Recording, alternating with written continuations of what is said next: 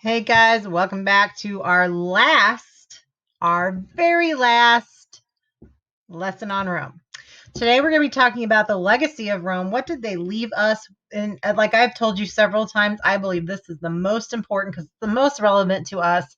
What did they give us? What did they do for us? And that's what we're going to be talking about today. So let me make that small, make that big, hide that, get rid of that. Okay, there we go.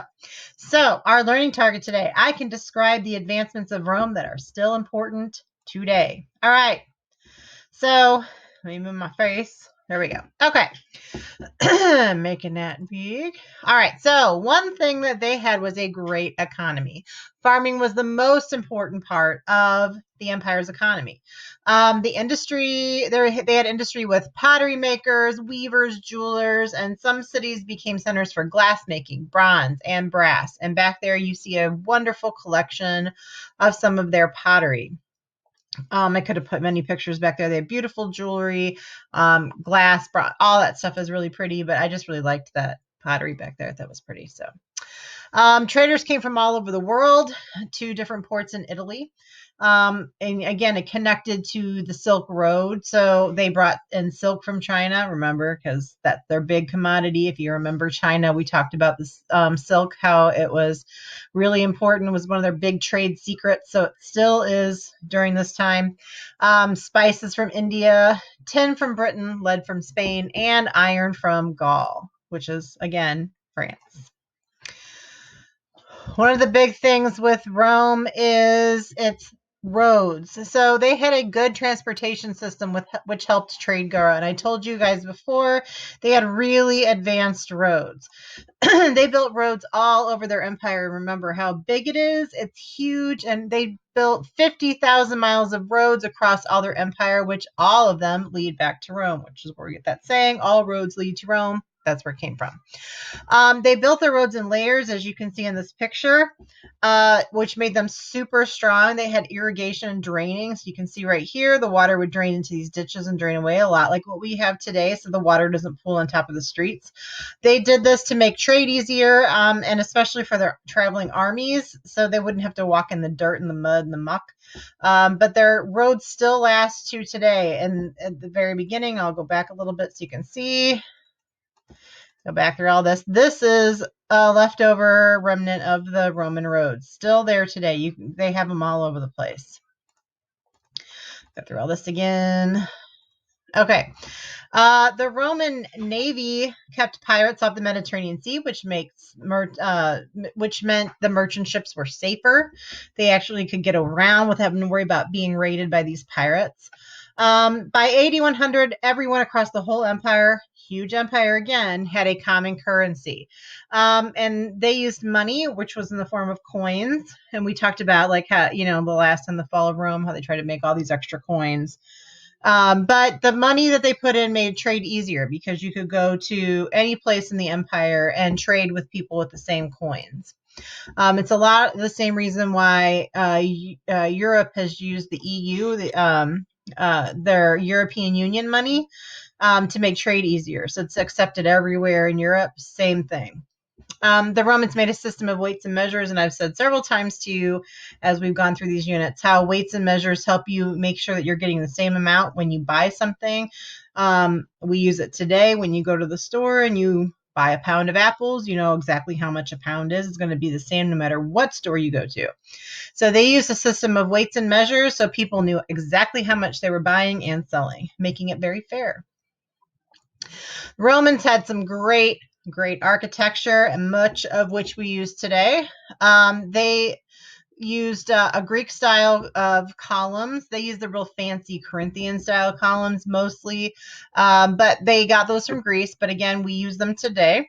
They made the very first arches, which in the STL, it is very important because that is our big symbol in St. Louis is the arch. But they built these arches, and they're really cool because they built them in a way where you could stack them. If you've ever been to the Science Center in St. Louis, you know what I'm talking about, but you stack them going from one side, and then you stack the next brick and the next brick till you get to the very top, and you place in that last brick, which is called the keystone, and that weight of that brick and pushes equally on both sides, which keeps all the bricks in place.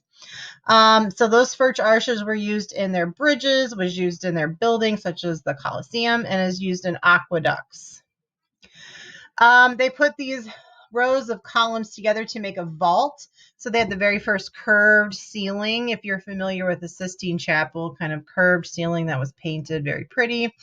And they also were the first people to put domes on buildings, which if you ever go to state capitals like our Jefferson City, they have a dome on top of their building, which is Romans built that for the very first time. They did it out of many rings of different shaped stones. So they were the first people to make concrete. And if you think about our civilization today, how much we use concrete. Concrete's in our roads, in our buildings, in our sidewalks, like, you know, everywhere. We have concrete everywhere. They were the first people to make it. And in fact, people are still trying to study how they made this concrete, because the concrete was also seawater resistant, which means they could build and put concrete in the water. And even today, it's still there, and the seawater hasn't eroded it. That's pretty big. But their concrete was a mixture of volcanic ash, lime, and water. And when it dried, it was hard as a rock. And they used it, as you can see here. It's the biggest reason why so many of their buildings are still standing today is because of using this concrete. They could build taller buildings with the concrete. Look how tall the Colosseum was. Now, yes, part of it has come off, but you can see just by here how tall that Colosseum really is. And like I keep saying, they built the Colosseum, which is a huge theater, and it was finished about 80 AD.